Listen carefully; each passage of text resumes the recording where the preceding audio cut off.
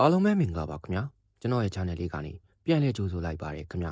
ဒီနေ့မှာတင်ဆက်ပေးမယ်ဇလန်းလေးကတော့အုတ်ဂူထက်မှတန်ရောစင်ဆိုတဲ့ဇလန်းလေးပဲဖြစ်ပါတယ်ခင်ဗျကျွန်တော်တင်ဆက်ပေးတဲ့ဒီဇလန်းလေးကိုလည်းအဆုံးထိနားဆင်ခန်းစားပေးခဲ့ကြပါအောင်ခင်ဗျ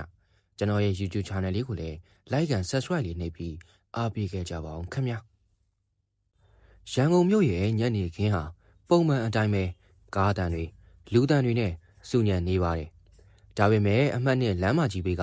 တိုက်ခန်းလေးတစ်ခုထဲမှာတော့ကိုကျော်စွာတယောက်ကြောက်ကြရက်ဖြစ်နေပါတယ်။နေရန်ကနာရီကိုကြည့်လိုက်တော့ည8နာရီထိုးလူနေပါပြီ။သူ့ဇနီးမေနှင်းကအလုတ်ဆင်းရင်ညနေ6နာရီခွဲဆိုအိမ်ပြန်ရောက်နေကြပါ။ဒီနေ့မှဘာလို့ဒီလောက်နောက်ကျနေတာလဲ။ကိုကျော်စွာဖုန်းကိုအကြိမ်ကြိမ်ခေါ်နေပေမဲ့လူချင်းမင်းခေါ်ဆိုသောဖုန်းမှာဆက်သွယ်မှုဧရိယာပြင်ပသူရောက်ရှိနေပါသည်ဆိုတဲ့အတန်ပဲပြန်ကြားနေရပါတယ်။ဖေဖေမိမိဘယ်တော့ပြန်လာမှာလဲသမီးတို့ဘိုက်စာနေပြီအသက်9နှစ်အရွယ်သမီးလေးကသူ့အင်ကြီးစားကိုဆွဲပြီးမေးလာပါတယ်9နှစ်အရွယ်သားငယ်လေးကတော့ဆိုဖာပေါ်မှာအိပ်ပျော်လို့နေပါပြီကိုကျော်စွာတက်ပြင်းတစ်ချက်ချလိုက်မိတယ်မင်းနဲ့ကသားသမီးဆိုအသက်ထက်မကချစ်တဲ့သူပါဘလောက်ပဲအလုံးရှုပ်ရှုပ်ခလေးတွေဘိုက်စာမယ်အချိန်ဆိုတာကိုသူမမေ့တတ်တဲ့သူမဟုတ်ပါဘူး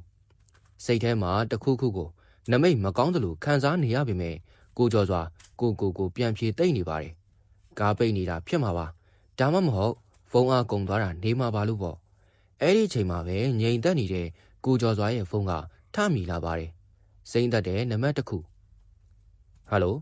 ကိုကျော်စွာရဲ့ဖုန်းပါလားခင်ဗျာ။တစ်ဖက်ကအတန်ကတုံရင်နေပြီးအလွန်အမင်းစိုးရိမ်နေတဲ့အတန်မျိုး။ကိုကျော်စွာရင်ထဲဒိန်းကနေဖြစ်သွားပါတယ်။ဟုတ်ပါတယ်။ကျွန်တော်ကြော်သွားပါ။ဘယ်သူလဲခင်ဗျာ။ကျွန်တော်ကလူနာတင်ရှင်ကပါအခုအမှတ်နဲ့လမ်းမကြီးပေါ်မှာ YBS ကားတစ်စီးတိမ်းမှမှုဖြစ်လို့ပါအဲ့ဒီထဲမှာပါလာတဲ့အမျိုးသမီးတယောက်ရဲ့အိတ်ထဲကဒီနံပါတ်ကိုတွေ့လို့ဆက်လိုက်တာပါကိုကျော်စွာရဲ့လက်ထဲကဖုန်းဟာကျမ်းပြင်ပေါ်ကိုလွတ်ကျသွားခဲ့ပါတယ်နားထဲမှာတော့တစ်ဖက်ကဆက်ပြောနေတဲ့ပွဲချင်းပြီးဆုံးသွားတာပါဆိုတဲ့စကားလုံးတွေကတဝီဝီနဲ့မြည်ကြီးနေပါတော့တယ်သားသမီးတွေရဲ့ငိုးတန်းစေးရုံရဲ့အနမ်းအသက်တွေနဲ့ထိုညဟာကိုကျော်စွာအတွက်ငရဲတစ်ခုလိုပါပဲအလောင်းကိုတွားရောက်ကြည့်ရှုတဲ့အခါမင်းင်းရဲ့ရုပ်အလောင်းဟာဒဏ်ရာဒဏ်ချက်တွေနဲ့ပြည့်နှက်နေပေမဲ့သူမရဲ့လက်ကတော့သားသမီးတွေအတွက်ဝယ်လာတဲ့မုတ်ထုတ်လေးကိုတင်းတင်းကြပ်ကြပ်စုပ်ကင်ထားစေပါည12နာရီခန့်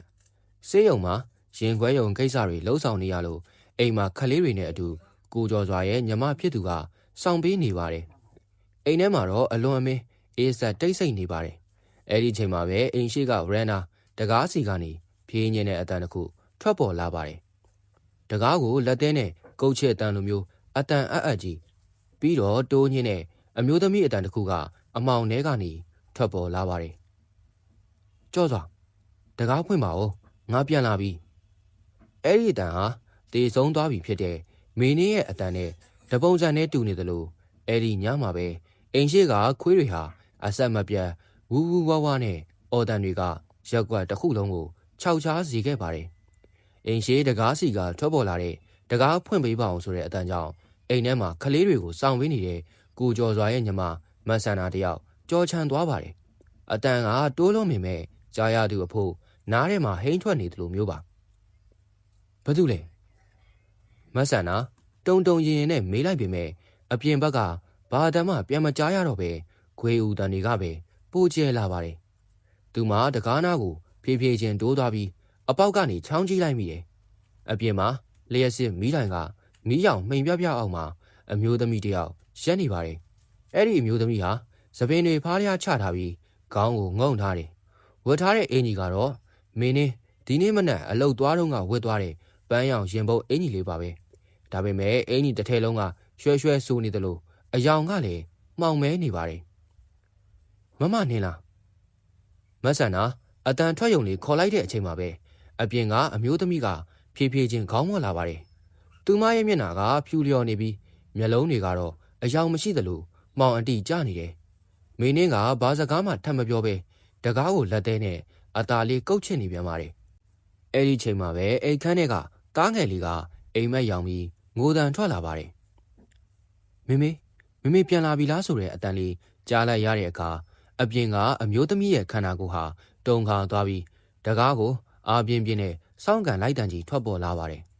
မဆန်နာလန့်អော်ပြီးနောက်ကိုလဲကျသွားတယ်ခဏအကြာမှာတော့အပြင်ဘက်ကအတန်တွေအကုန်လုံးတိတ်ဆိတ်သွားပါတယ်မဆန်နာသတိပြန်ဝင်လာပြီးတကားကိုတေးချပြန်ပိတ်ကိုကျော်စွာစီကိုတုံတုံရင်ရင်နဲ့ဖုန်းဆက်ပါတော့တယ်တစ်ဖက်မှာတော့ဈေးရုံကရင်ခွဲရုံရှေ့မှာကိုကျော်စွာတယောက်တည်းရှိနေပါတယ်မင်းင်းရဲ့ရုပ်အလောင်းကိုအဝေးအဖြူနဲ့အုပ်ထားတဲ့စင်နားမှာသူထိုင်နေမိတယ်ညမဖြစ်သူစီကဖုန်းဝင်လာပေမဲ့လိုင်းကတဝီဝီနဲ့အတန်တွေပဲကြားနေရပြီးဘာမှနားမလည်နိုင်ဖြစ်နေပါတယ်အဲ့ဒီအချိန်မှာပဲရင်ခွဲရုံရဲ့မီးချောင်းကတစ်ဖြက်ဖြက်နဲ့ငိမ့်သွားလိုက်လင်းလာလိုက်ဖြစ်သွားပါတယ်အေးကန်းထဲကနေထွက်ပေါ်လာတဲ့အေးတက်ကကိုကျော်စွာရဲ့အရေးပြားကိုထိုးဖောက်မတက်အေးဆက်လာပါတယ်ကိုကျော်စွာတိုးညင်းနဲ့ခေါ်တန်ကြောင့်ကိုကျော်စွာခေါင်းမော့ကြည့်လိုက်တော့အလောင်းတင်ထားတဲ့စင်ပေါ်ကအဝေးဖြူကြီးကလှုပ်ရှားနေတာကိုတွေးလိုက်ရတယ်အဝေးဖြူအောက်ကနေလက်ချောင်းပြဖြူလေးတွေကဖြည်းဖြည်းချင်းထွက်လာပြီးကိုကျော်စွာရဲ့လက်ကိုလမ်းကင်ဖို့စူးစမ်းနေတယ်ကိုကျော်စွာအံ့ဩတုန်လှုပ်နေစင်မှာပဲအဝေးဖြူအောက်ကမျက်နှာကဖြည်းဖြည်းချင်းပေါ်လာပါတယ်ဒါပေမဲ့အဲ့ဒီမျက်နှာကသူ့တီးလာတဲ့လာပါတဲ့ဇနီးတဲ့မျက်နှာမဟုတ်တော့ပဲကားမောက်တဲ့တန်ကြောင်ပုံပြတ်ပန်းပြတ်ဖြစ်နေတဲ့ကြောက်စရာမျက်နှာကြီးပါကျမအိမ်ပြန်ခြင်းနဲ့ခလေးရီစီပြန်ခြင်းနဲ့အဲ့ဒီတန်ကလူတန်နဲ့မတူပဲလေတိုးတန်လိုမျိုး6ကက်ကက်ကြီးထွက်ပေါ်လာပြီးမီးချောင်းကဝုန်းကနေပေါက်ထွက်သွားပါတော့တယ်မောင်အတိကျသွားတဲ့ရင်ခွဲရုံထဲမှာကိုကျော်စွာရဲ့အသက်ရှူတန်ကလွဲလို့ဘာမှမကြားရတော့ပါဘူးဒါပေမဲ့သူ့ရဲ့ပခုံးပေါ်ကိုတော့အလွန်အမင်းအေးဆက်တဲ့လက်တစုံကဖြည်းဖြည်းချင်းကြားရောက်လာပါတော့တယ်ဈေးရုံရင်ခွဲရုံရဲ့အမောင်အတိကျနေတဲ့အခန်းထဲမှာကိုကျော်စွာပခုံးကိုအေးဆက်တဲ့လက်တစုံကတင်းတင်းကြပ်ကြပ်ဖိချလိုက်ပါတယ်အဲ့ဒီအေးတက်ဟာအယိုးတဲ့ထိစိတ်ဝင်သွားတယ်လို့မျိုးပါကိုကျော်စွာကြောင်းလန့်တကြားနဲ့နောက်ကိုလှည့်ကြည့်လိုက်ပေမဲ့ဘသူမှမရှိတော့ပါဘူးအလောင်းတင်ထားတဲ့စင်ပေါ်ကအဝေးဖြူကြီးကလည်းငြိမ်သက်နေစဲပါငါစိတ်ကူးရင်နေရလားကိုကျော်စွာချွေးစေးတွေပြန်ပြီးအပြင်ကိုအပြေးအလွှာထွက်လာခဲ့ပါတယ်စိတ်ထဲမှာတော့အိမ်ကကလေးတွေကိုပဲစိုးရိမ်နေမိပါတယ်တစ်ပတ်မှာတော့အိမ်ထဲမှာမဆန်နာတယောက်ဧကန်ဆိုဖာပေါ်မှာကလေးနှစ်ယောက်ကိုဖတ်ပြီးတုံတုံရင်ရင်ထိုင်နေပါတယ်အပြင်ကတကားခောက်တံတွေငြိမ်သွားပေမဲ့အိမ်ထဲမှာဒူးဆန်းနဲ့အငွေးအသက်တွေစတင်လာပါတယ်ရုတ်တရက်မီးဖို့ချောင်းထဲကနေပကံဆေးတံတွေထွက်ပေါ်လာပါတယ်ပြီးတော့ဟင်းချမ်းနေသလိုမျိုးစီတံတွေရောင်းမနဲ့ဒဲဦးထိခတ်တံတွေပါကြားလာရတယ်ဘယ်သူလဲမတဲလား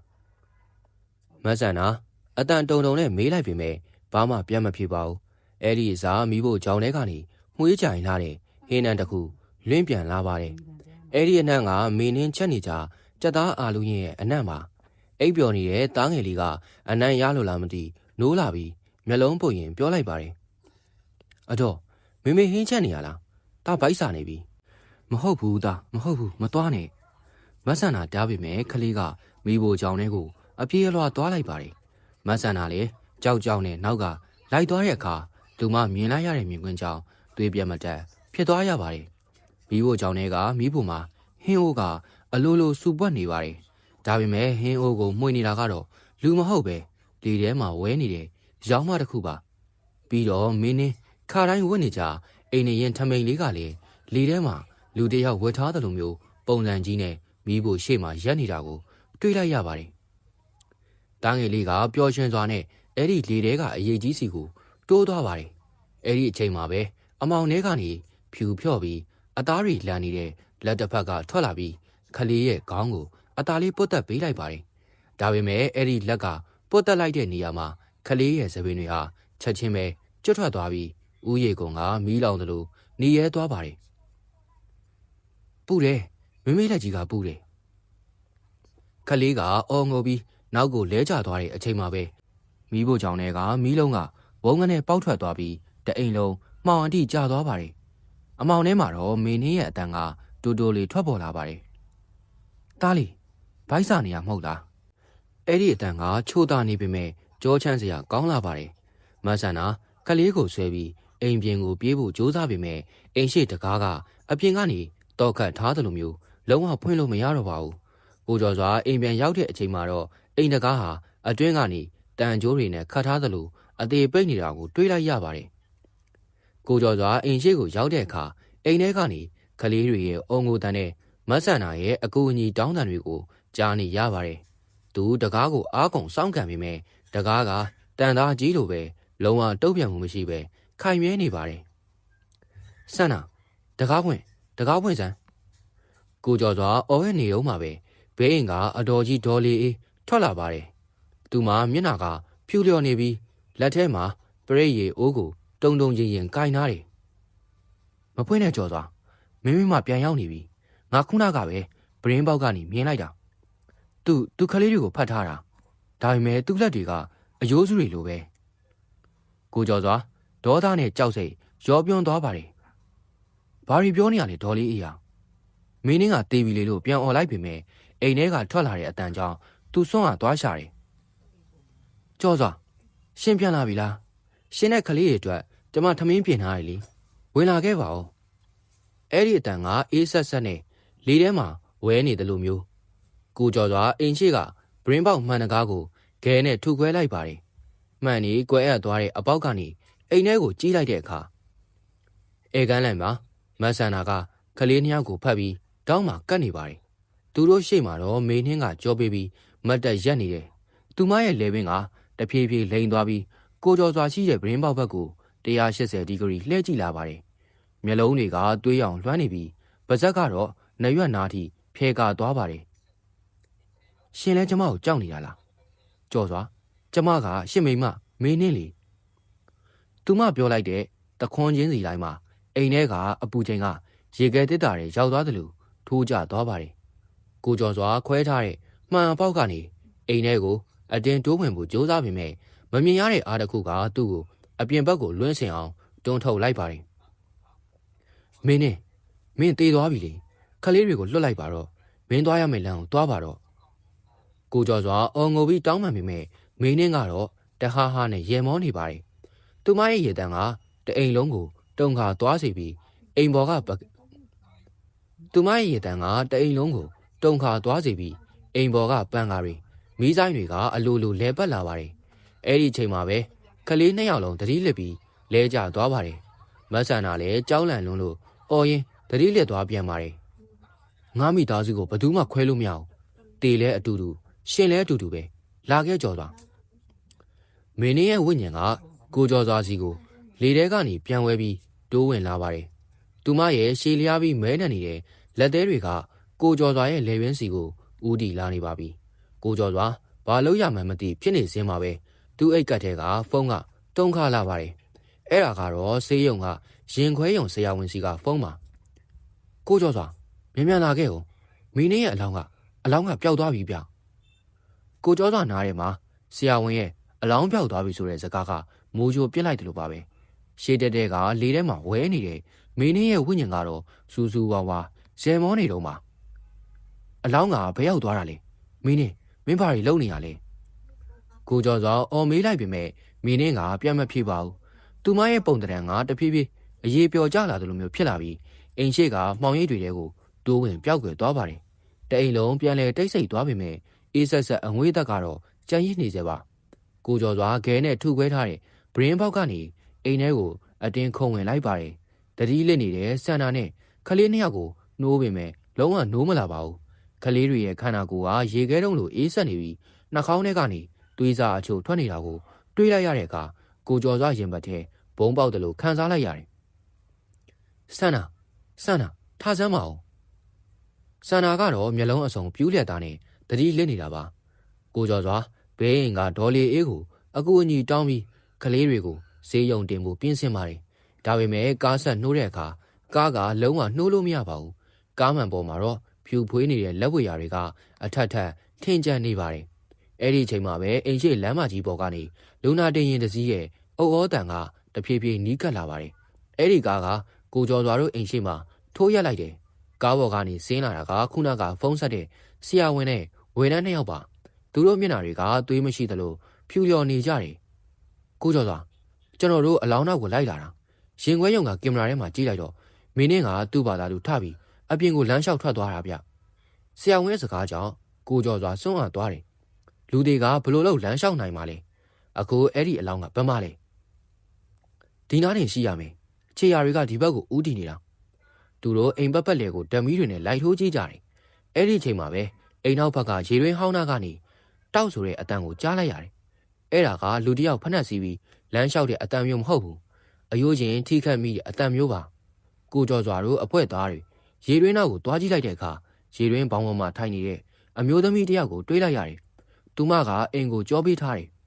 ။မင်းနေဟုတ်လား။ကိုကျော်စွာတိုးတိုးလေးခေါ်လိုက်တယ်။အဲ့ဒီအမျိုးသမီးကဖြည်းဖြည်းချင်းလှည့်ကြည့်လာတယ်။အဲ့ဒါမင်းရဲ့ဝိညာဉ်မဟုတ်တော့ပါဘူး။ပတ်တီးတွေစီးထားစေ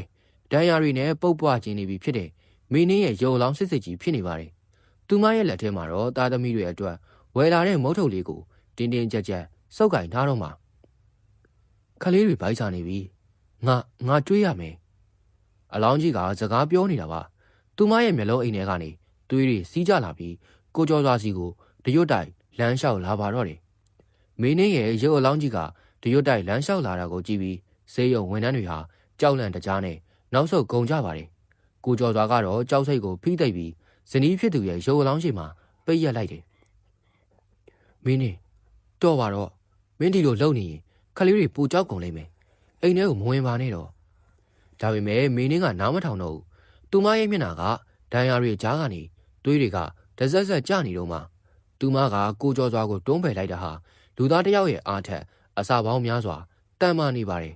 ကိုကျော်စွာလင်းဆွင်သွားပြီးနေရနဲ့စောင်းမိသွားတယ်မင်းင်းရဲ့အလောင်းကြီးဟာအိမ်ထဲကိုဒီရွတ်တိုက်ဝင်သွားပါတယ်သူမလမ်းလျှောက်သွားတဲ့နေရာတိုင်းမှာသွေးကွက်တွေနဲ့ပုတ်တိုးတိုးအနံ့အသက်တွေကြံရိတ်ခဲ့တယ်အိမ်ထဲရောက်တဲ့အခါတတိလက်နေတဲ့တားနဲ့သမီးရှိရာဆိုဖာနာကိုသူမသွားလိုက်တယ်တားလေသမီးလေမေပြန်လာပြီလေမုတ်စားကြတော့လေသူမကလက်ထဲမှာစုပ်ကင်ထားတဲ့မုတ်ထုတ်ကိုဖြီလိုက်တယ်ဒါပေမဲ့အဲ့ဒီမုတ်တွေဟာမြေကြီးတွေတဲတွေနဲ့သွေးတွေပေးကျန်နေတဲ့အပိုင်းအစတွေဖြစ်နေပါပြီသူမကခလေးတွေရဲ့ဗဇက်ထဲကိုအဲ့ဒီအရာတွေအတင်းထည့်ပေးဖို့စူးစမ်းနေတာပါမလှုပ်နဲ့မင်းနဲ့ကိုကျော်စွာအိမ်ထဲကိုပြေးဝင်လာပြီးမင်းင်းကိုနောက်ကနေတိုင်းဖက်တားဆီးလိုက်တယ်အဲ့ဒီအချိန်မှာပဲမင်းင်းရဲ့အလောင်းကအေးဆက်ဆက်အသားတွေဟာကိုကျော်စွာရဲ့လက်ထဲမှာနေအရေးပြောကြမတတ်ပျော့ဤနေတာကိုသူခံစားလိုက်ရတယ်ရှင်ကကျမကိုတားရလာကြော်သွားကျမခလေးတွေကိုကြွေးမလို့လေရှင်မကျမနဲ့လိုက်ခဲ့ရမယ်မင်းင်းကပြောရင်းနဲ့ကိုကျော်စွာရဲ့လက်ပင်ကိုသူမရဲ့အေးဆက်လာတဲ့လက်တွေနဲ့ညှစ်လိုက်ပါတယ်ကိုကျော်စွာအသက်ရှူရကြက်လာပြီးမျက်လုံးတွေပြားဝေးလာတယ်အဲ့ဒီချိန်မှာပဲမေမလှုပ်ပါနဲ့တတိပြန်ရလာတဲ့သမီးလေးရဲ့အတန်ကြောင့်မင်းင်းရဲ့လက်တွေတုံကနေရက်သွားပါတယ်သမီးလေးကမျက်လုံးတွေဝိုင်းပြီးသူမကိုကြည့်နေတာဒါပေမဲ့ခလေးမလေးရဲ့မျက်နှာမှာကြောက်ရွံ့မှုထက်ဝမ်းနည်းမှုတွေပိုများနေတယ်မေတည်သွားပြီမဟုတ်လားသမီးတို့သိပါတယ်မေဒီမှာရှိမနေပါနဲ့တော့မေကိုကြည့်ရတာအရန်ပင်ပန်းနေပုံရတယ်သမီးလေးရဲ့စကားကြောင့်မင်းင်းရဲ့အလောင်းကြီးဟာငြိမ်သက်သွားပါတယ်သူမရဲ့မျက်လုံးအိမ်တွေထဲကနေသွေးရည်တွေအစားမျက်ရည်တွေစီးကျလာတယ်ဒါပေမဲ့ခဏပါပဲသူမရဲ့မျက်နှာကပြန်လေတင်းမှလာပြီးအတန်ကလည်းပုံမကြောက်စရာကောင်းတဲ့အတန်ကြီးအဖြစ်ပြောင်းလဲသွားပါတယ်ငါမသွားနိုင်ဘူးငါသားသမီးတွေကိုတခြားသူလက်ထဲငါမအပ်နိုင်ဘူးငါနဲ့အတူတူအကုန်လုံးလိုက်ခဲ့ရမယ်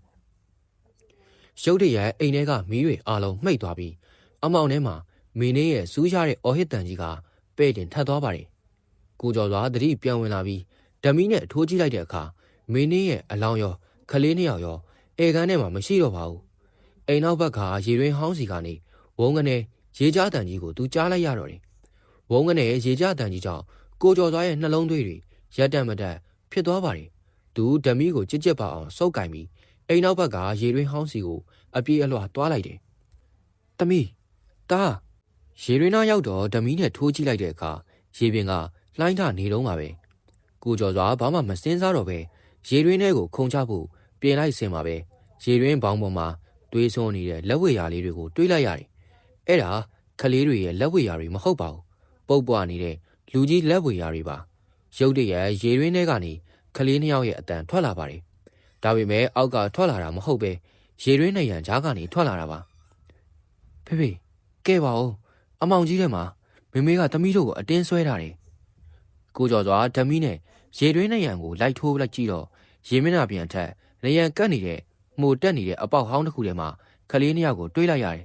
သူတို့နောက်မှာတော့မင်းင်းရဲ့အလောင်းကြီးကခလေးတွေကိုတန်ရောစင်အဆွဲနဲ့အတင်းဖတ်ထားတာပါ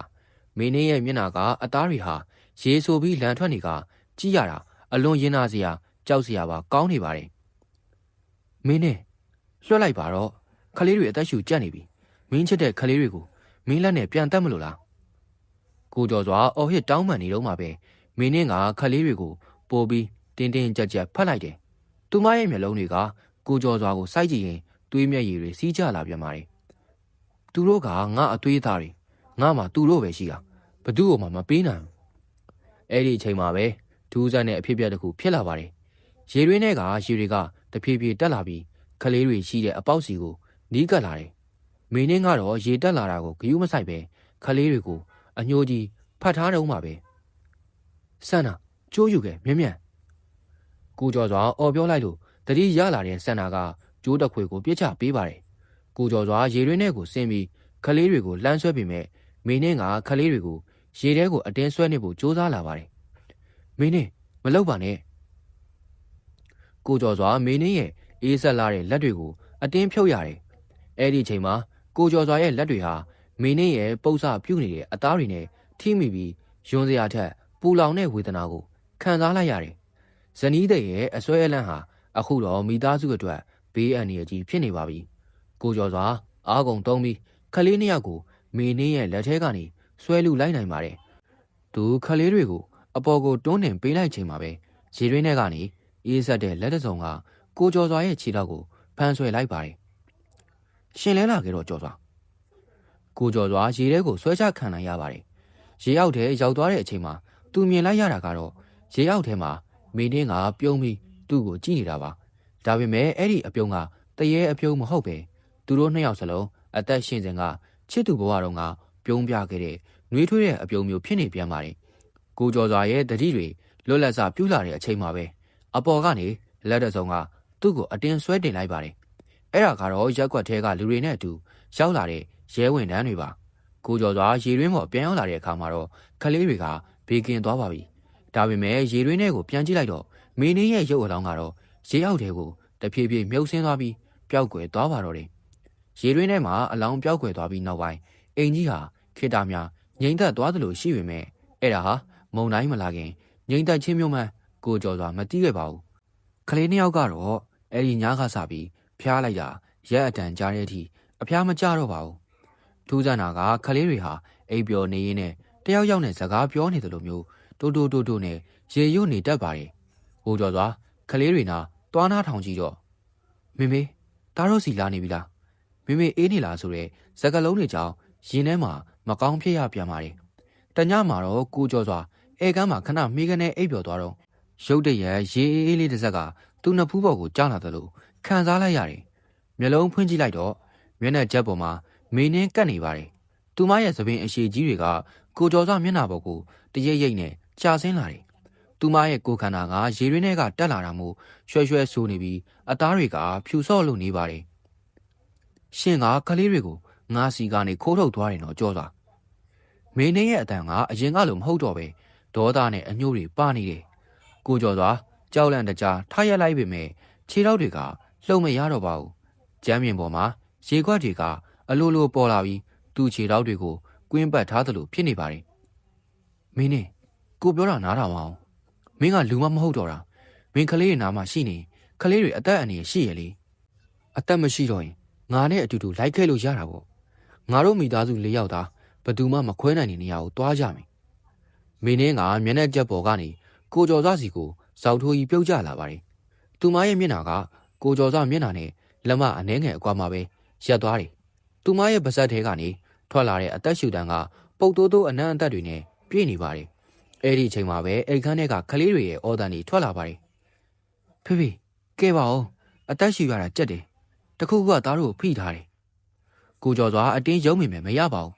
မင်းင်းကသူ့ကိုစိုက်ကြည့်ရင်တစ်ချက်ရဲလိုက်တယ်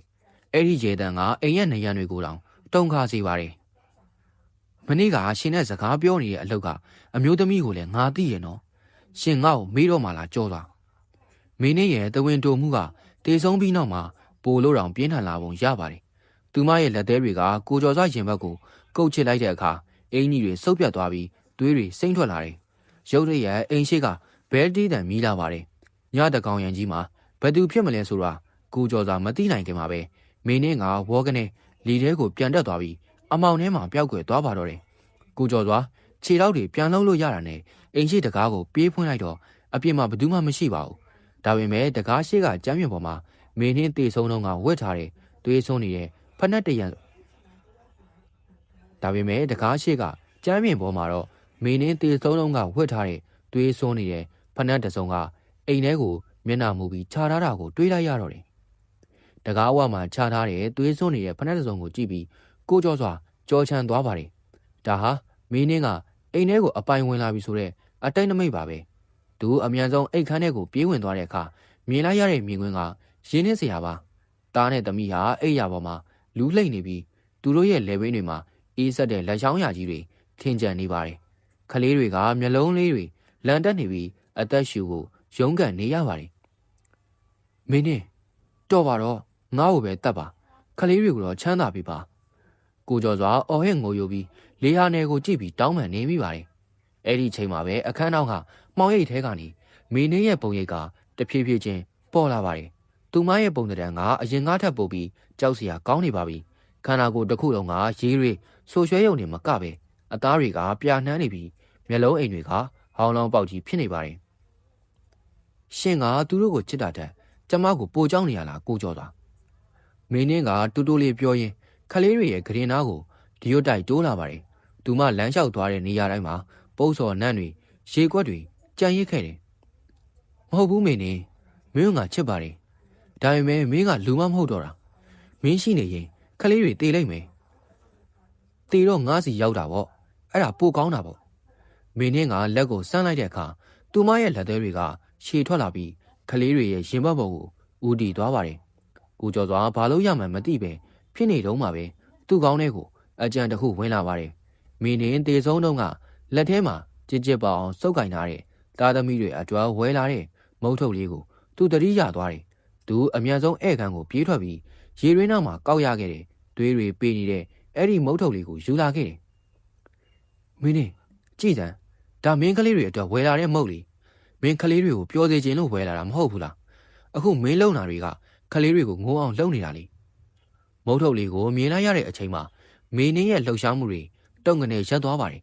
သူမရဲ့မျက်လုံးအိမ်ဟောင်းလောင်းကြီးတွေထဲကနေသွေးမျက်ရည်တွေစီးကျလာပြန်ပါတယ်သူမရဲ့လက်တွေကတုံရင်လာပြီးကလေးတွေရဲ့ပါးပြင်ကိုအသားလေးထိတွေ့ဖို့ကြိုးစားတယ်ဒါပေမဲ့သူမရဲ့အထီးအထွေးကအေးဆက်လွန်လို့ကလေးတွေကတုံတုံရင်ရင်နဲ့ငိုကြပြန်ပါတယ်ငါသူတို့ငေါလုံးမိနေရလားမင်းင်းရဲ့အတန်ကဝမ်းနဲ့ရိတ်တွေလွှမ်းသွားပါတယ်ဒါပေမဲ့အဲ့ဒီဝမ်းနဲ့မှုကခဏပါပဲအပြင်ဘက်ကနေခွေးဦးတန်းနေစူးစူးဝါဝါထွက်လာပြီးအိမ်ထဲကိုလေပြင်းတစ်ချက်ဝှေ့တိုက်သွားပါတယ်အဲ့ဒီလေနဲ့အတူမင်းင်းရဲ့ဝိညာဉ်ကပိုပြီးဒေါသကြီးတဲ့ပုံစံပြောင်းသွားတယ်မဟုတ်ဘူးသူတို့ကငားစီလာရမယ်ဘယ်သူမှတားလို့မရအောင်ရုတ်တရက်အိမ်ကန်းတကားကဝုန်းကနေပိတ်သွားပြီးကိုကျော်စွာကိုအပြင်ဘက်ကိုလွှင့်ဆွင့်သွားအောင်ကန်ထုတ်လိုက်ပါတယ်အထဲမှာတော့ခလေးတွေရဲ့စူးရှားတဲ့အော်ဟစ်တန်တွေနဲ့အတူမင်းင်းရဲ့ထိတ်လန့်စရာရေမောတန်ကြီးကပဲ့တင်ထက်လို့နေပါတော့တယ်အိမ်ကန်းတကားကြီးကအတွင်းကနေချက်တေချာထိုးထားသလိုမျိုးလုံးဝဖွင့်မရတော့ပဲပိတ်ကျသွားပါတယ်ကိုကျော်စွာတကားကိုလက်သီးနဲ့တထောင်းထောင်းထုပြီးအော်ဟစ်နေပေမဲ့အထက်ကနေခလေးတွေရဲ့ရှိုက်တန်လေးတွေပဲပြန်ကြားနေရတယ်မင်းင်းတကားဖွင့်ပေးပါခလေးတွေကိုဘာမှမလုပ်ပါနဲ့ငါတောင်းပန်ပါတယ်ကိုကျော်စွာခြေကုံလက်ပန်းကြားလာတဲ့အချိန်မှာပဲအောက်ထပ်ကနေသူ့ညမဆန္ဒနဲ့အတူရက်ကွက်ထဲကလူကြီးတချို့ပြေးတက်လာကြပါတယ်ဆန္ဒရဲ့လက်ထဲမှာတော့ဘုံကြီးเจ้าကပင့်လာတဲ့အစီအမန်တွေနဲ့ဆရာတော်တစ်ပါးချီးမြှင့်လိုက်တဲ့ပရိတ်ချီပြိုးတွေပါလာပါတယ်ကိုကြီးဖဲအောင်ဆရာဦးကံကောင်ပါလာတယ်ဆရာဦးကံကောင်ဆိုတာဒီရက်ကွက်မှာနာနာဘာဝကိစ္စတွေကိုဖြေရှင်းပေးနေကြလူတစ်ယောက်ပါသူကအခန်းတကားရှေ့မှာရက်လိုက်ပြီးလက်ထဲကပရိတ်ရည်အိုးကိုကင်ကကာရာတွေရွတ်ဆိုပါတော့တယ်မင်းသိသွားပြီတေးရဲ့သူကတေးတဲ့လမ်းကိုသွားရမယ်တန်ရောစင်ဆိုတာမင်းကိုငရဲတွင်းနဲ့ပဲဆွဲချမှာအခုတကားဖွင့်လိုက်စမ်းဆရာဦးကံကောင်းကအမိန်ပေးသလိုပြောလိုက်ပြီးပရိတ်ရည်နဲ့တကားကိုပတ်လိုက်တဲ့အခါတကားစီကနေဝေါကနေမီးလောင်သလိုအခိုးငွေ့တွေထွက်လာပါတယ်ဒါပေမဲ့တကားကပွင့်မသွားပဲတအိမ်လုံးမှာရှိတဲ့မှန်တွေအကုန်လုံးဝုန်းကနေပေါက်ထွက်ကုန်ပါတယ်ဘယ်သူလဲ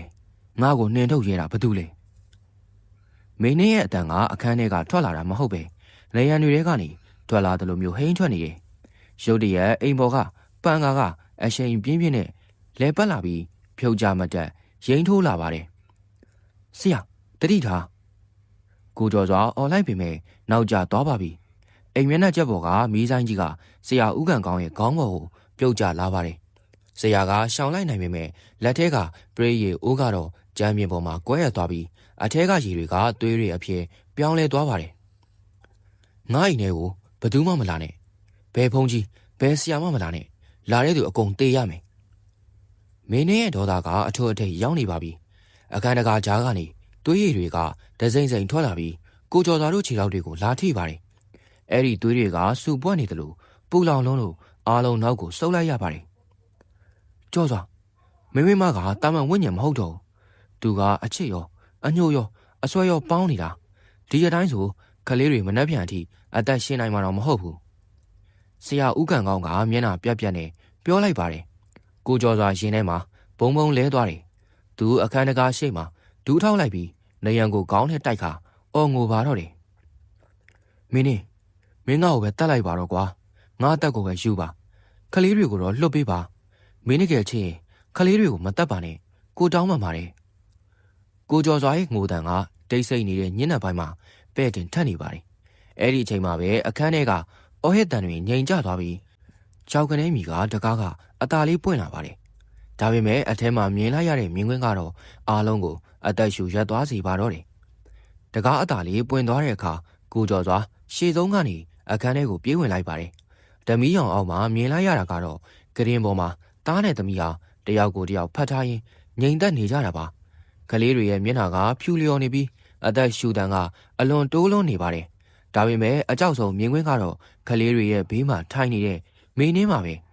သူမရဲ့ကိုခန္ဓာကနေထွက်နေတဲ့ပုတ်တိုးတို့အရေးတွေကလေးတွေပေါ်မပြအောင်အစွမ်းကုန်စူးစမ်းပြီးခတ်ခွာလေးထိုင်နေတာပါသူမရဲ့လက်ထဲမှာတော့သူတို့မိသားစုလွန်ခဲ့တဲ့တစ်နှစ်ကကမ်းခြေကိုသွားတော့ကရိုက်ထားတဲ့ဓပုံပေါင်းလေးကိုကိုင်ထားတယ်မင်းနဲ့ကိုကျော်စွာတိုးတိုးလေးခေါ်လိုက်တယ်မင်းနဲ့ကဖြည်းဖြည်းချင်းခေါင်းပေါ်ကြည့်လာတယ်သူမရဲ့မျက်လုံးအိမ်ထဲမှာခုနကလိုဒေါသတွေမရှိတော့ပဲအတိုင်းအဆမဲတဲ့ဝမ်းနည်းမှုတွေပြည့်နေတယ်ကြော်စွာကြည်စံဒီပုံထဲမှာကျမတို့တိတ်ပျော်နေကြတာနော်အဲ့ဒီတုန်းကကျမအသက်ရှင်နေသေးတယ်ဟုတ်တယ်မလားသူမရဲ့အတန်ကတုံရီနေပြီးငိုရှိုက်တန်ကြီးပါနေပါတယ်ကိုကျော်စွာရင်ထဲမှာစိုးတက်လာပြီးဇနီးတဲ့နာကိုတိုးသွားမိတယ်ဆရာဦးကန်ကောင်းကတားပေမဲ့သူကယူမဆိုင်တော့ဟုတ်တယ်မင်းနဲ့အဲ့ဒီတုန်းကကိုတို့တိတ်ပျော်ခဲ့ကြတာမင်းကအိမ်ရဲ့အလင်းရောင်ပဲလေဒါပေမဲ့အခုကျမကသူတို့ကိုကြောက်လုံးမိနေပြီကျမထိလိုက်တဲ့နေရာတိုင်းကပုတ်တိုးကုန်တယ်ကျမပုတ်သက်ပေးလိုက်တယ်တားလေးရဲ့စပင်းတွေကျွတ်ကုန်ပြီကြော့စွာကျမကိုအရန်ရှွန်တာပဲမင်းင်းကအုံငိုလိုက်တဲ့အခါသူမရဲ့ကိုခန္ဓာကနေသွေးပုတ်တွေစီးကျလာပြန်ပါတယ်သူမကကလေးတွေကိုထိမိမှကြောက်လို့ကရင်ပေါ်ကနေအမြန်ဆင်းပြီးအခန်းတောင်းကိုဒီရွတ်တိုက်ဆုပ်သွားပါတယ်ကျမတည်သွားပြီဆိုတာအခုမှတကယ်သိတော့တယ်ဟို YMS ကားကြီးမှောက်သွားတဲ့အချိန်ကျမဘာမှမခံစားလိုက်ရအောင်ခလေးတွေအတွက်မုတ်လေးကိုပဲတင်းတင်းဆုပ်ထားမိလားကျမအိမ်ပြန်ခြင်းလေးပါကြော့စွာရဲ့ဒီစကားကိုကြားလိုက်ရတဲ့အခါအပြင်မှာရှိနေတဲ့စန္ဒာနဲ့လူကြီးတွေပါမျက်ရည်ကျကုန်ကြပါတယ်မင်းင်းရဲ့အစွဲအလန်းဟာအညှို့ကြောင့်မဟုတ်ပဲမပြီးဆုံးနိုင်တဲ့မိခင်မြတ်တာကြောင့်ဆိုတာအားလုံးနားလေသွားကြတယ်ဒါပေမဲ့အဲ့ဒီအချိန်မှာပဲအခန်းထဲကိုလေးအေးလေးတစ်ချက်ကဝှေးတိုက်သွားပြီးမင်းင်းရဲ့ပုံရိပ်ကပြန်လဲဝေဝါးလာပါတယ်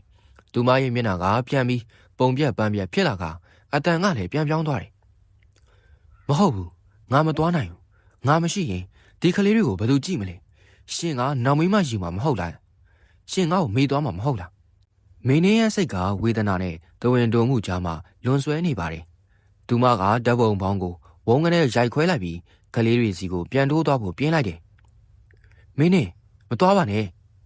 ကိုကျော်စွာတားဖို့ကြိုးစားပေမဲ့မင်းင်းကသူ့ကိုလက်တစ်ဖက်နဲ့ပြစ်ပေါက်လိုက်ရာကိုကျော်စွာနေရန်နဲ့စောင်းမိသွားပါတယ်မင်းင်းကကလေးတွေကိုဖတ်ဖို့လက်လန်းလိုက်စင်မှာပဲအိပ်ပျော်နေတဲ့သမီးလေးကရောင်ပြီးပြောလိုက်တဲ့စကားတစ်ခုကြောင့်အားလုံးတုံကနေဖြစ်သွားပါတယ်မေမေမငိုပါနဲ့တော့သမီးတို့ကမေမေကိုအမြဲချစ်နေမှာပါ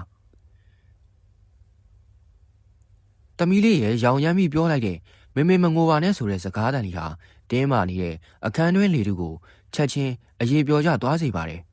ခလေးတွေကိုအတင်းဆွဲခေါ်ဖို့ပြင်းနေတဲ့မင်းင်းရဲ့လက်အစုံဟာလေထဲမှာတင်တုံကနေရက်တန့်သွားခဲ့ပါတယ်။သမီးလေးမင်းင်းရဲ့အတန်ဟာတိုးညို့လွန်းလို့လေတိုးတန်လို့တောင်ထင်ရပါတယ်။သူမဟာခလေးတွေရဲ့မျက်နှာလေးကိုငေးကြည့်နေမိတယ်။သူမရဲ့အေးဆက်လာတဲ့လက်ချောင်းတွေကြားကနေစီးကြနေတဲ့သွေးပုတ်ရည်တွေဟာခလေးတွေရဲ့အိယာကင်းဖြူဖြူပေါ်မှာစွန့်ထင်းလို့နေပါပြီ။အဲ့ဒီအစွန်းအထင်းတွေကိုကြည့်ပြီးမင်းင်းဟာမိမိကိုမိမိပြန်လဲထိတ်လန့်သွားပုံရပါတယ်။ငါသူတို့ညစ်ပေါင်လုံးနေမိပြီ။ငါရှိနေရင်သူတို့လေတွေညှိုးနှမ်းကုန်တော့မယ်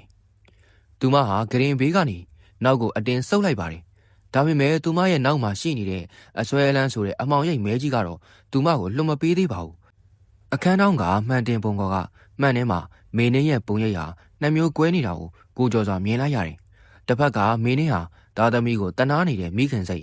်နောက်တစ်ဖက်ကတော့အညိုအတေးတွေနဲ့ပြည့်နေတဲ့ဝိညာဉ်စုမင်းသူတို့တကယ်ချင်းလွတ်ပေးလိုက်ပါတော့မင်းရဲ့မြစ်တာကသူတို့အတွက်အစိတ်တောက်ဖြစ်နေပြီကိုကျော်စွာကအာယူပြီးထရက်ကဖြည်းဖြည်းချင်းပြောလိုက်တယ်ဒါပေမဲ့မင်းရဲ့ဝိညာဉ်စုဘက်ကရုတ်တရက်အားသာသွားပြီးသူမရဲ့မျက်နှာဟာပြန်လဲဆူးရှလာပါတယ်မရဘူးငါသားသမီးတွေကိုတခြားမိန်းမလက်ထဲငါမထည့်နိုင်ရှင်နောင်ဝင်းမယူရင်သူတို့လေတွေနှိပ်စက်ခံရမှာအဲ့ဒီလိုအပြစ်မခံနိုင်ဘူးအတူတူတေးရကားမှစိတ်ချရအောင်ပဲမင်းင်းကအော်ဟစ်လိုက်ပြီးအခန်းထဲကပရိဘောဂတွေကိုစိတ်နဲ့ရိုက်ခွဲလိုက်ပါတယ်ဗီဒီယိုကြီးတွေဟာအလိုလိုလဲကျကုန်ပြီးအဝတ်စားတွေဟာလေထဲမှာပြန်ဝဲနေတယ်ဆရာဦးကန်ကောင်းကအခွင့်ကောင်းကိုစောင့်ပြီးလက်ထဲက PH ကျိုးခွင်းကိုမင်းင်းရဲ့ဦးကောင်းပေါ်ကနေပြစ်ချလိုက်ပါတယ် PH ကမင်းင်းရဲ့ပခုံးပေါ်ကျသွားတဲ့အခါမီးလောင်သလိုတစ်ဖြက်ဖြက်နဲ့အငွေ့တွေထွက်လာပါတယ်မင်းင်းဟာနာကျင်လွန်းလို့အခန်းမျက်နှာချက်ပေါ်ထိပြန်တက်သွားပြီးတစားစားနဲ့အော်ဟစ်တော့တယ်ကိုကြီးကျော်စွာခလေးတွေကိုအပြင်ထုတ်တော့အမြန်ဆန္ဒကအော်ပြောလိုက်တဲ့အတွက်ကိုကျော်စွာဟာတတိလစ်နေတဲ့သားနဲ့သမီးကိုတယောက်တစ်ဖက်ချီပြီးအခန်းပြင်ကိုအပြေးအလွှာထွက်လာခဲ့ပါတယ်ဒါပေမဲ့အခန်းတကားဝကိုရောက်ခါနီးမှာပဲမင်းင်းကအပေါ်ကနေဝေါ်ကနေဆင်းလာပြီးကိုကျော်စွာရဲ့လမ်းကိုပိတ်လိုက်တယ်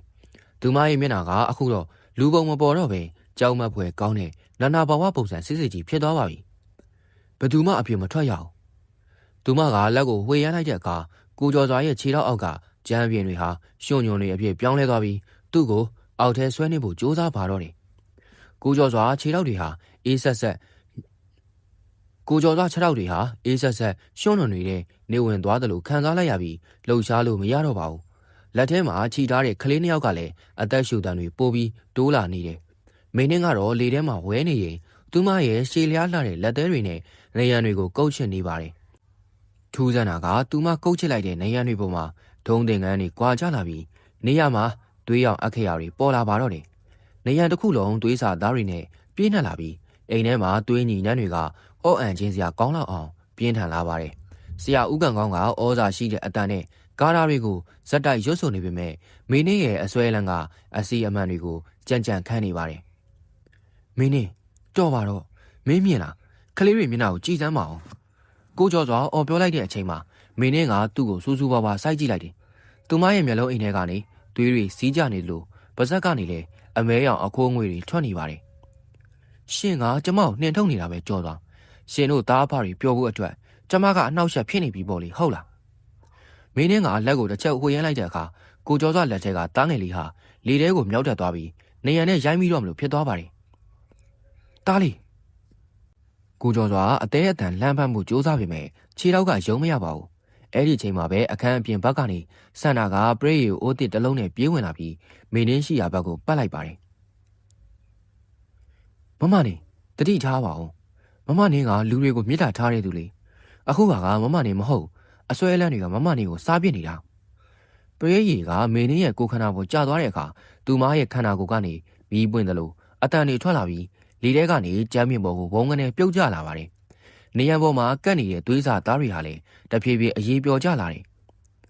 ပူတယ်အရန်ပူတယ်မင်းင်းကကြမ်းမြင့်ပေါ်မှာလူးလိုက်နေပါတယ်သူမရဲ့ပုံသဏ္ဍာန်ကခဏချင်းမှာပဲပုတ်ပွားနေတဲ့အလောင်းပုံစံကနေတာမန်အမျိုးသမီးပုံစံကိုပြန်ပြောင်းသွားလိုက်ပြန်ပြတ်သွားလိုက်နဲ့ဖြစ်နေတယ်ကိုကြီးကျော်စွာအခုပဲခလေးတွေကိုအပြင်ကိုအမြန်ထုတ်တော့ဆရာဦးကန်ကောင်းကအခွင့်အရေးကိုလက်မလွတ်ပဲကိုကျော်စွာကိုဆွဲထုတ်လိုက်ပါတယ်ကိုကျော်စွာဟာခြေထောက်တွေပြန်လှုပ်လို့ရတာနဲ့ကလေးတွေကိုပွေ့ချပြီးအိမ်ပြင်ကိုအပြေးအလွှာထွက်လာခဲ့ပါတယ်သူတို့အိမ်တကားဝကိုရောက်တဲ့အချိန်မှာပဲနောက်ကနေ မင်းရဲ့စူးရှားတဲ့အော်ဟစ်တန်ကြီးနဲ့အတူအိမ်ထဲကပရိဘောဂတွေအားလုံးဝုန်းကနေလဲကျပျက်စီးသွားတဲ့ကြီးကိုကြားလိုက်ရပါတော့တယ်ကိုကျော်စွာလှည့်ကြည့်လိုက်တဲ့အခါအိမ်ထဲမှာမောင်အတီကျသွားပြီးမင်းရဲ့ပုံရိပ်ကတော့အမောင်ထဲမှာဒေါသတကြီးနဲ့ကြံရိပ်ခဲ့ပါတယ်ဒါပေမဲ့ကိုကျော်စွာမသိလိုက်တာကသူ့ရဲ့ရင်ဘတ်ပေါ်မှာမင်းဆွဲခုတ်ထားခဲ့တဲ့လက်သေးရတွေကနေအမဲအောင်အစင်းချောင်းတွေဟာတဖြည်းဖြည်းနဲ့သူ့နှလုံးသားစီကိုဥတီပြီးပြန့်နှံ့လာနေတာပါပဲခလေးတွေကိုအိမ်ပြင်ထုတ်ပြီးဘေးကင်းရပိုးဆောင်လိုက်နိုင်ပေမဲ့ကိုကျော်စွာစိတ်ထဲမှာတော့အေးဆက်ဆက်ဝေဒနာတစ်ခုကကိန်းအောင်နေသေးပါမင်းရဲ့ရုပ်အလောင်းကိုရေရင်းထဲကပြန်ဆယ်ယူပြီးနောက်တနေ့မှာပဲတကြိုချင်းကိစ္စတွေကိုအမြန်ဆုံးဆောင်ရွက်ခဲ့ပါတယ်အလောင်းကိုမီးတကြိုလိုက်ရင်တော့သူကျွတ်လွတ်သွားမှာပါလို့အားလုံးကထင်ခဲ့ကြပေမဲ့ကိုကျော်စွာကတော့မထင်ခဲ့ပါဘူးမီးတကြိုဆက်ထဲကနေမီးခိုးတွေထွက်လာတဲ့အချိန်မှာကိုကျော်စွာနားထဲမှာမင်းရဲ့အော်ဟစ်တန်ကိုအထင်အရှားကြားနေရပါတယ်ပူတယ်ကျော်စွာကျမကိုမီးမရှို့ပါနဲ့အေးတဲ့နေရာကိုပြန်သွားခြင်းနဲ့ဆိုတဲ့အတန်တွေကသူ့အုံနောက်ထဲမှာတဝီဝီမီးနေပါတယ်နာရီပြီးလို့အိမ်ပြန်ရောက်တဲ့အခါအိမ်ကြီးက6ကပ်နေပါတယ်ကလေးတွေကိုတော့စန္နာတို့အိမ်မှာခိတခွဲထားရတယ်ကိုကျော်စွာတယောက်တည်းအိမ်ထဲကိုဝင်လိုက်တဲ့အခါမင်းရဲ့အနံ့အသက်တွေကပျောက်မသွားပဲပိုပြီးတော့တောင်ပြင်းထန်နေတာကိုသတိပြုမိလိုက်ပါတယ်မင်းရှိနေသေးရမဟုတ်လားသူဧကန်းမှာထိုင်ပြီးတိုးတိုးလေးမေးလိုက်တယ်ဘာအတန်မှပြန်မကြားရပေမဲ့သူ့ရဲ့ရင်ဘတ်ပေါ်ကလက်သေးဆုပ်ချက်ရာတွေကဇူးကနေနားကျင်လာပါတယ်မှန်တဲ့ကိုကြည့်လိုက်တော့အဲ့ဒီအစင်းချောင်းတွေကညိုမဲပြီးသွေးကြောတွေတောင်ထားနေတာကိုတွေးလိုက်ရတယ်အဲ့ဒီချိန်မှာပဲအိမ်မော်ရက်ကနေတရှက်ရှက်ဆိုတဲ့ခြေတံကိုကြားလိုက်ရတယ်ပြီးတော့ရေချိုးကန်းထဲမှာရေဖွင့်တံပြန်ထွက်လာပါတယ်ကိုကျော်စွာအပေါ်ရက်ကိုတက်သွားပြီးရေချိုးကန်းတကားကိုဖွင့်ကြည့်လိုက်တဲ့အခါရေချိုးကန်းထဲမှာရေတွေကရှန်ကျနေပါတယ်ဒါပေမဲ့အဲ့ဒီရေတွေကနောက်ကျပြီးရှုံတော်တွေလိုဖြစ်နေတာပါကျော်စွာကျမကိုမီးရှို့လိုက်တာရက်ဆက်လိုက်တာရှင်အတန်ကကိုကျော်စွာရဲ့နောက်ကျောကလျက်ကနေထွက်လာတာပါသူလှည့်ကြည့်လိုက်တဲ့အခါမင်းင်းကအဝတ်အစားတွေမပါပဲတကူလုံးမီးလောင်ထားသလိုမဲတူးနေတဲ့ပုံစံနဲ့ရက်နေပါတယ်သူမရဲ့မျက်နှာမှာအသားတွေကအရေပျော်ကျနေပြီးမျက်လုံးအစုံကတော့နေရဲတောက်ပနေတယ်မင်းင်းကိုမင်းကိုကောင်းရမွန်ရောက်စေခြင်းလို့ပါကျမအတွက်ကောင်းရမွန်ရဆိုတာရှင်တို့ဘေးမှာရှိနေရတာပဲအခုတော့ကျမမှာခန္ဓာကိုယ်လည်းမရှိတော့ဒါကြောင့်ရှင်ရဲ့ခန္ဓာကိုယ်ကိုပဲကျမခဏငှားသုံးရတော့မယ်မင်းရဲ့ဝိညာဉ်ကရှေ့ကိုတိုးလာပြီးကိုကျော်စွာရဲ့ခန္ဓာကိုယ်ထဲကိုအတင်းတိုးဝင်ဖို့ကြိုးစားပါတယ်ကိုကျော်စွာဟာအသက်ရှူရတာကြက်လာပြီးသူ့ရဲ့လက်တွေကသူ့စိတ်နဲ့မဆိုင်ပဲကိုယ်လည်းပင်ကိုပြန်ညစ်ဖို့ပြင်းလာပါတော့တယ်မင်းမလှုပ်ပါနဲ့ကိုကျော်စွာမျက်လုံးတွေကတဖြည်းဖြည်းသွေးဆန်လာပြီးသူ့ရဲ့ပုံစံကမင်းရဲ့အမူအရာတွေအတိုင်းတဖြည်းဖြည်းပြောင်းလဲလာနေပါတယ်ဝိညာဉ်ကလူခန္ဓာကိုယ်ကိုဘူးကပ်ဖို့ကြိုးစားနေတာပါကိုကျော်စွာရဲ့လက်တွေကသူ့ရဲ့လက်ပင်ကိုတင်းတင်းကြပ်ကြပ်ပြန်ညစ်နေပါတယ်သူ့ရဲ့အုံနောက်ထဲမှာမင်းရဲ့ရဲတံတွေနဲ့ငိုတံတွေကအတိုင်းအဆမရှိပဲ့တင်ထက်နေပြီးတတိလေးလူနီးပါဖြစ်လာတယ်မင်းဒါမင်းနေမဟုတ်ဘူးမင်းကဆုံးမိတ်စာပဲကိုကျော်စွာအားကုန်သုံးပြီးစကားကိုခက်ခက်ခဲခဲပြောလိုက်ပါတယ်အဲ့ဒီချိန်မှာပဲရေချိုးကန်းမှန်ထဲမှာသူ့ရဲ့ပုံရိပ်ကိုသူမြင်လိုက်ရတယ်မှန်ထဲကပုံရိပ်ကကိုကျော်စွာမဟုတ်တော့ပဲမျက်နှာတစ်ချမ်းကမင်းရဲ့မီးလောင်ထားတဲ့မျက်နှာကြီးဖြစ်နေတာပါကျမကိုရှင်တို့ပဲဒီလိုဖြစ်အောင်လုပ်တာလေကြော်စွာအခုရှင်ကကျမဖြစ်ရမယ်ကျမကရှင်ဖြစ်ရမယ်ဒါမှခလေးတွေကိုကျမပြန်ပြုစုလို့ရမှာကိုကျော်စွာရဲ့ခန္ဓာကိုယ်ကတောင့်တင်းသွားပြီးမျက်လုံးတွေကအယောင်ပြောင်းသွားပါတယ်သူဖြည်းဖြည်းချင်းလက်ကိုလှုပ်ပြီးမှန်ထဲကကိုပြန်ကြည့်ကမင်းင်းပြုံးနေကြအပြုံးမျိုးနဲ့ပြုံးလိုက်တယ်ဒါပေမဲ့အဲ့ဒီအပြုံးကယောက်ျားတစ်ယောက်ရဲ့မျက်နှာပေါ်မှာဆိုတော့အလွန်တရာရင်လေးစရာကောင်းနေပါတယ်နောက်တနေ့မနက်မှာတော့ကိုကျော်စွာဟာစန္နာတို့အိမ်ကိုရောက်သွားပါတယ်သူ့ရဲ့လမ်းလျှောက်ပုံကအရင်လိုမဟုတ်ပဲခါးလေးကိုနှွဲပြီးမိမဆန်ဆန်လမ်းလျှောက်နေတာကိုစန္နာသတိပြုမိလိုက်ပါတယ်ကိုကြီးအစင်ပြေရလားမျက်နှာလည်းမကောင်းနေကောင်းပါရဲ့စန္နာရဲ့ခလေးတွေကမကိုကြီးစီလာအောင်လေကိုကျော်စွာရဲ့အတန်ကဝဲလေလေဖြစ်နေပြီးကိုကြီးလို့ပြောလိုက်ပေမဲ့အတန်အနေထားကမင်းင်းရဲ့လေတံမျိုးပေါက်နေပါတယ်ခလေးနှစ်ယောက်ကသူတို့ဖေဖေစီကိုပြေးလာကြပေမဲ့အနားရောက်တဲ့အခါမှာတော့ရုတ်တရက်တုံငနဲ့ရပ်သွားကြတယ်ဖေဖေစီကမမေအနန္တရနေရဲ့သမီးလေးကပြောလိုက်တဲ့အခါကိုကျော်စွာဒါမှမဟုတ်မင်းင်းရဲ့မျက်နှာကတုံငနဲ့ဖြစ်သွားပါတယ်သူကခလေးတွေကိုပွေးဖက်ဖို့လက်လှမ်းလိုက်တဲ့အခါသူ့ရဲ့လက်တွေကအလွန်အမင်းအေးဆက်နေပြီးလက်သေးတွေကလည်းမဲနဲ့နေတာကိုမြင်လိုက်ရတယ်သားလေးသမီးလေးမဟုတ်ဘူးဖေစီလာပါဦး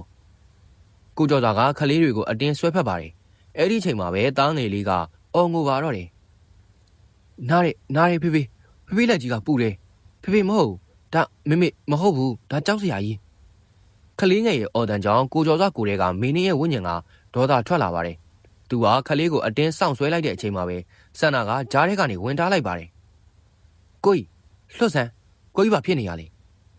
ကိုကျော်စွာကဆန္ဒကိုစူးစိုက်ကြည့်ပြီးအတန်နဲ့ကြီးနဲ့အော်လိုက်ပါတယ်ဒါငါသားသမီးတွေငါ့ကိုဘယ်သူမှလာမတားနဲ့အဲ့ဒီအတန်ကကိုကျော်စွာအတန်မဟုတ်တော့ပဲမင်းရဲ့စူးရှာတဲ့ဝိညာဉ်တန်ကြီးဖြစ်နေပါပြီ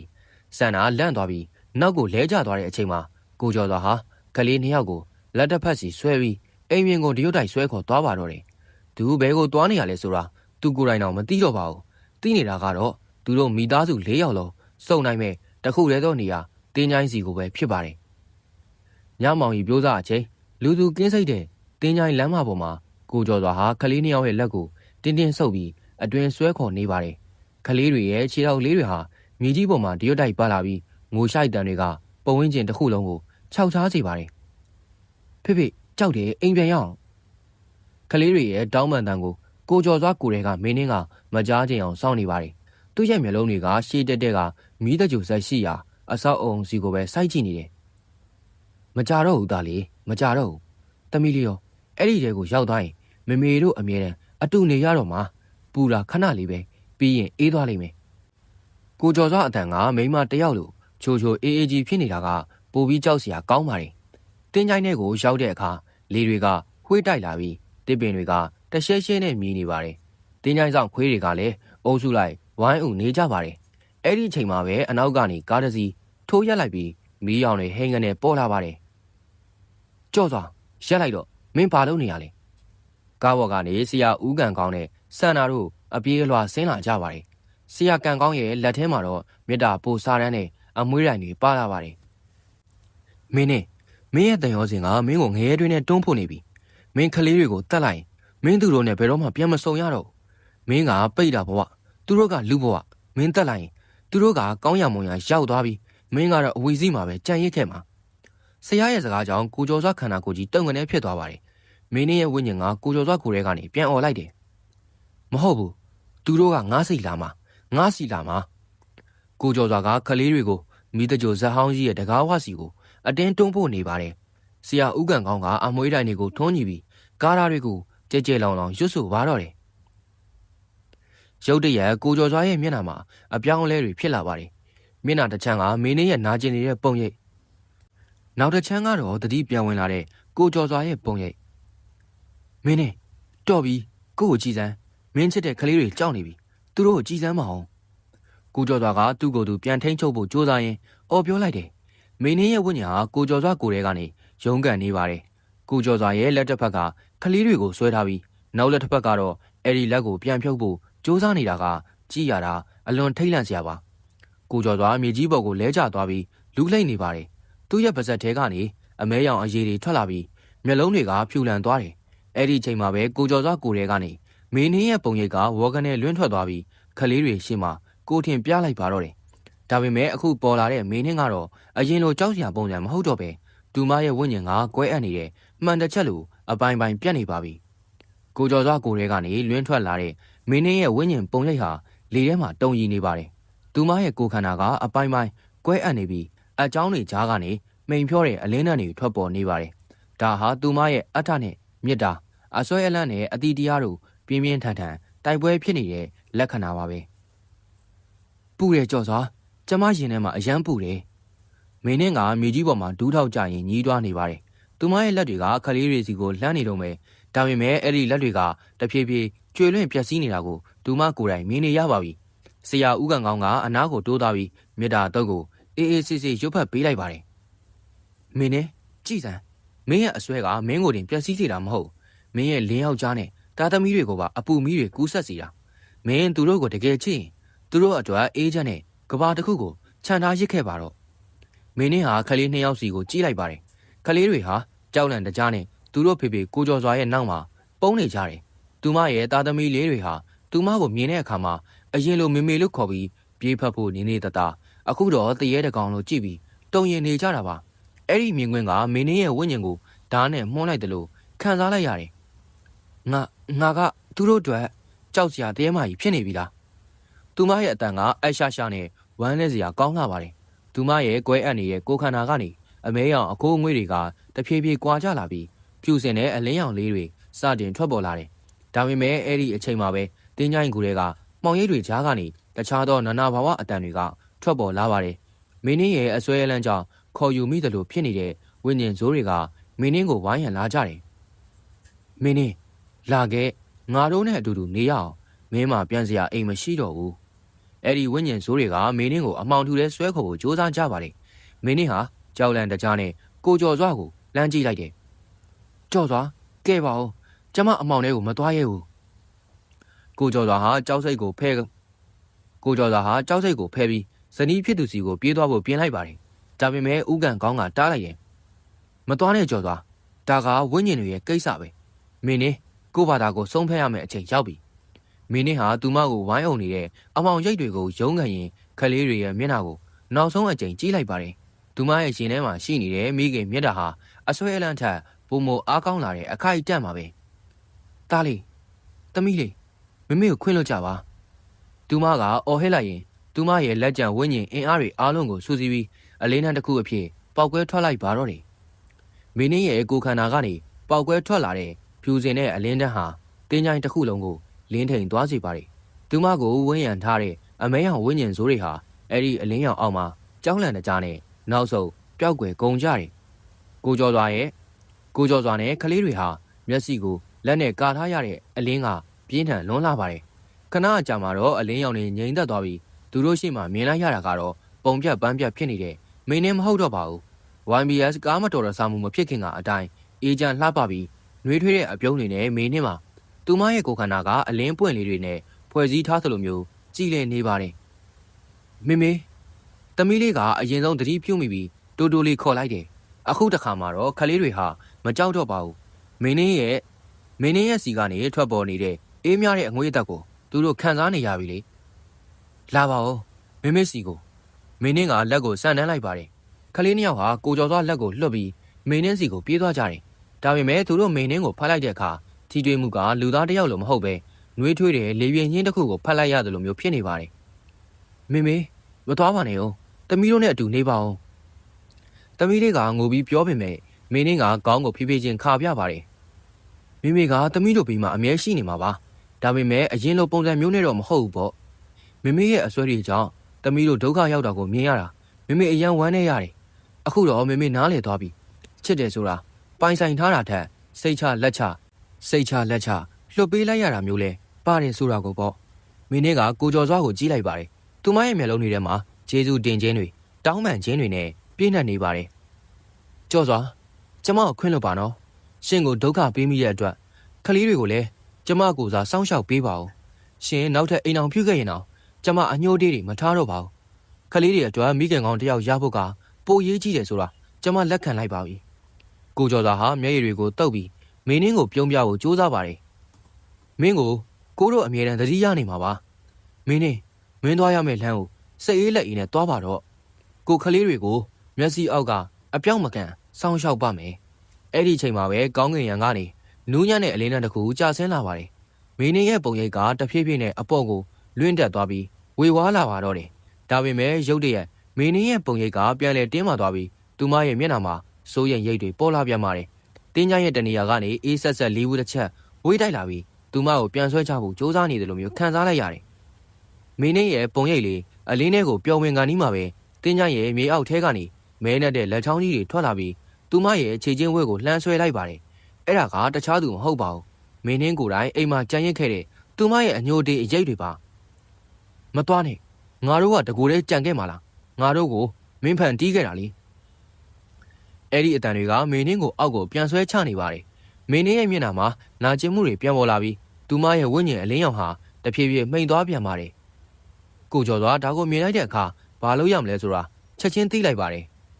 ်မင်းရဲ့အတိတ်ကိုပြန်ကြည့်မနေနဲ့တော့ကိုတို့အားလုံးဘင်းကိုခွင့်လွှတ်ပြီးသားအခုမင်းပေးခဲ့တဲ့မုတ်ထုတ်လေးကိုခလေးတွေစားနေပြီကြည်စမ်းကိုကျော်စွာကအိတ်ထဲမှာပါလာတဲ့မုတ်ထုတ်လေးကိုထုတ်ပြီးခလေးတွေကိုတစ်ဖက်စီကျွေးလိုက်ပါတယ်ခလေးနှစ်ယောက်ကလည်းငိုရင်းနဲ့မုတ်ကိုစားပြကြတယ်ဒါဟာမင်းရဲ့နောက်ဆုံးသောပူ ပူပန်မှုကိုဖြေဖြောက်ပေးလိုက်တာပါမေမေမုတ်ကအရန်စားလို့ကောင်းတယ်မေမေစိတ်ချလက်ချသွားပါတော့တားငယ်လေးရဲ့စကားတန်အဆုံးမှာမင်းင်းကိုဆွဲထားတဲ့အမဲရောင်လက်တွေဟာပြုတ်ထွက်သွားပါတယ်သူမရဲ့ရင်ထဲမှာရှိနေတဲ့နောက်ဆုံးသောစိုးရိမ်စိတ်အကျဉ်းချံတွေဟာလည်းနင်းပွင့်တွေလိုကျွေလွင့်သွားပါတော့တယ်ဆရာဦးကန်ကောင်းကအခွင့်ကောင်းကိုယူပြီး EDB တော့ဂါရာကိုအတန်ကုန်ရွတ်ဆိုလိုက်ရတဲ့အခါတင်းချိုင်းတစ်ခုလုံးမှာရှိတယ်အမောင်တူတွေဟာလွင်စင်သွားပါတယ်မင်းင်းရဲ့ဝိညာဉ်ဟာအခုတော့လုံးဝကိုပေါ်ပါသွားပါပြီကြော့သွားတားတို့တမီတို့သွားတော့မယ်နော်မင်းင်းဟာကောင်းကင်ရံကိုမြောက်တက်သွားရင်သူမရဲ့လက်ထဲကနေအလင်းမုံလေးတွေကိုမိသားစုစီပတ်ဖြန်းပေးလိုက်ပါတယ်အဲ့ဒီအလင်းမုံလေးတွေကကိုကျော်စွာနဲ့ခလေးတွေပေါ်ကြားရောက်သွားတဲ့အခါသူတို့ရဲ့စိတ်ထဲမှာရှိနေတဲ့ထိတ်လန့်မှုတွေရင်ဘက်ကတန်းရတွေဟာချက်ချင်းဆိုသလိုပျောက်ခဲ့ပြီးအေးချမ်းသွားပါတယ်သူမရဲ့ပုံရိပ်ဟာကျယ်ပွင့်လေးတစ်ပွင့်လိုတင်းငယ်သွားပြီးနောက်ဆုံးမှာတော့လာရွေးညာရဲ့လားရောင်ထဲမှာလုံးဝပျော်ဝင်သွားပါတယ်တင်းကြိုင်တစ်ခုလုံးဟာအရင်လိုခြောက်ချားစရာမကောင်းတော့ပဲငြိမ်သက်အေးချမ်းတဲ့နေရာတစ်ခုအဖြစ်ပြောင်းလဲသွားပါတယ်ကိုကျော်စွာတပြင်းအရှိကြီးတစ်ချက်ချလိုက်မိတယ်မင်းနဲ့ကျွတ်လွတ်သွားပြီဆိုတာသူသေးချာပေါက်တီးလိုက်ရပါပြီမင်းနဲ့ကျွတ်လွတ်သွားပြီးတလအကြာမှာတော့ကိုကျော်စွာတို့အိမ်လေးဟာပြန်လည်စီကားလာပါတယ်အိမ်ထဲမှာရှိတဲ့သွေးစာသားတွေအနံ့အသက်ဆိုးတွေဟာဆရာဦးကန်ကောင်းရဲ့အစီအမံတွေကြောင့်လုံးဝပျောက်ကွယ်သွားခဲ့ပါပြီဒါပေမဲ့အိမ်ရဲ့ဧကန်းအလယ်မှာတော့မင်းနဲ့ရဲ့လှပတဲ့တပ်ပုံလေးကိုပန်းအသစ်တွေနဲ့အမြဲပူဇော်ထားပါတယ်ကလေးနှစ်ယောက်ဟာလည်းအကြောင်းပြန်တက်နေကြပါပြီသူတို့ဟာအရင်လိုထိတ်လန့်တုန်လှုပ်ခြင်းမရှိတော့ပဲမိမိကကောင်းကင်ကနေစောင့်ကြည့်နေရဆိုတဲ့အသည့်နဲ့ပျော်ပျော်ရွှင်ရွှင်နေထိုင်နေကြပါတယ်တရက်ညနေခင်းမှာကိုကျော်စွာအလုတ်ကပြန်လာတော့မီးဖို့ချောင်းထဲကနေဟင်းနံလေးတစ်ခုရလိုက်ပါတယ်သူ့ရင်နဲ့ဒိန်းကနေဖြစ်သွားပြီးပြေးကြည့်လိုက်ပေမဲ့အဲ့ဒါမင်းရဲ့ဝိညာဉ်မဟုတ်ပါဘူးဆန္ဒကခလေးတွေအတွက်မင်းချက်ပြုတ်နေကြကြက်သားအာလူဟင်းကိုချက်ပေးနေကြတာပါကိုကြီးပြန်လာပြီလားမမနေရဲ့လက်ရတိုင်းဖြစ်အောင်ကျမစူးစမ်းချက်ထားတယ်စားကြည့်ကြအောင်နော်ကိုကျော်စွာပြုံးလိုက်မိတယ်အတိတ်ကနာကျင်စရာတွေကိုသူသင်ခန်းစာယူခဲ့ပါပြီတန်ရောစင်ဆိုတာဆွဲကင်ထားရင်ပူလောင်စေပေမဲ့မြစ်တာအဖြစ်ပြောင်းလဲပြီးလွတ်ပေးလိုက်ရင်တော့အေးမြတဲ့အမှတ်တရတွေအဖြစ်ကြံရစ်ခဲ့တယ်ဆိုတာသူနားလေသွားခဲ့ပါတယ်ညဘက်မှာကိုကျော်စွာအိယာဝင်ကန်ဒီဗရင်းပေါက်ကနေကောင်းငင်ကိုကြီးလိုက်တဲ့အခါကျေလေးတဝင်းကသူ့ကိုကြည့်ပြီးမိတ်တုံနဲ့ပြုံးပြနေတယ်လို့ခံစားလိုက်ရပါတယ်စိတ်ချပါမင်းမင်းရဲ့သားသမီးတွေကိုကိုလူလားမြောက်အောင်အကောင်းဆုံးပြုစုပြောထောင်ပါမယ်လေးလေးတစ်ချက်ဝေးတိုက်သွားပါတယ်အဲ့ဒီထဲမှာမင်းရဲ့ကိုသိန်းတန်လေးခတ်တက်တဲ့ပါလာတယ်လို့မျိုးဒါပေမဲ့အဲ့ဒါက6လန်တာမဟုတ်ပဲနှုတ်ဆက်ခြင်းနဲ့ကျေးဇူးတင်ခြင်းဆိုတဲ့အတိတ်ပဲတွေပဲဖြစ်နေပါတော့တယ်ဒီဇလန်လေးကတော့ဒီမှာပဲပြီးဆုံးသွားပါပြီခင်ဗျာအဆုံးထိနားစဉ်ခန်းစားပြီးခဲ့ကြတဲ့အတွက်တဦးတယောက်ချင်းစီတိုင်းကိုကျေးဇူးအများကြီးတင်ရှိပါတယ်ခင်ဗျာ